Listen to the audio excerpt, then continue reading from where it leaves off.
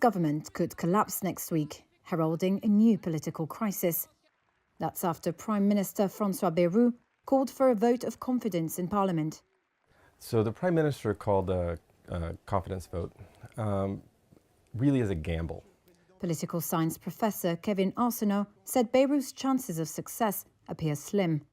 That's with opposition parties declaring that they will vote against the PM.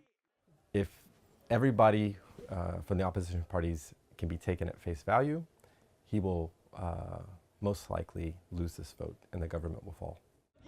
At the heart of the confidence vote is Bayrou's push to implement unpopular budget cuts in 2026, including removing 2 public holidays.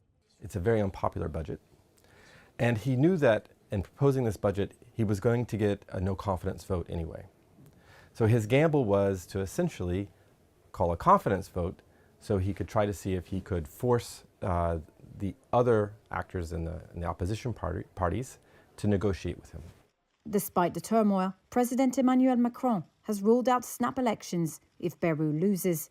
Instead, he might need to appoint a new premier, potentially from the centre-left.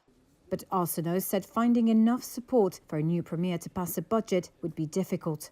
The major risk here is instability, that there's not a government in place to pass a budget, which must be passed by the end of this year, or we're not sure, we'll be in basically uncharted territory here in France. Now, there's no easy solution here because based on opinion polls right now, if the president were to dissolve parliament and hold elections, it's unlikely that things would change.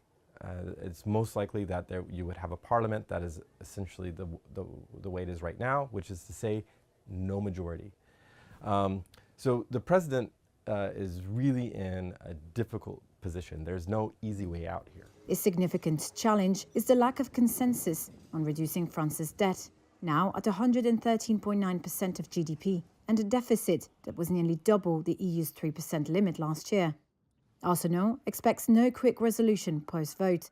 The best scenario, he said, would be a new prime minister that is able to cobble together a budget that can pass and please financial investors.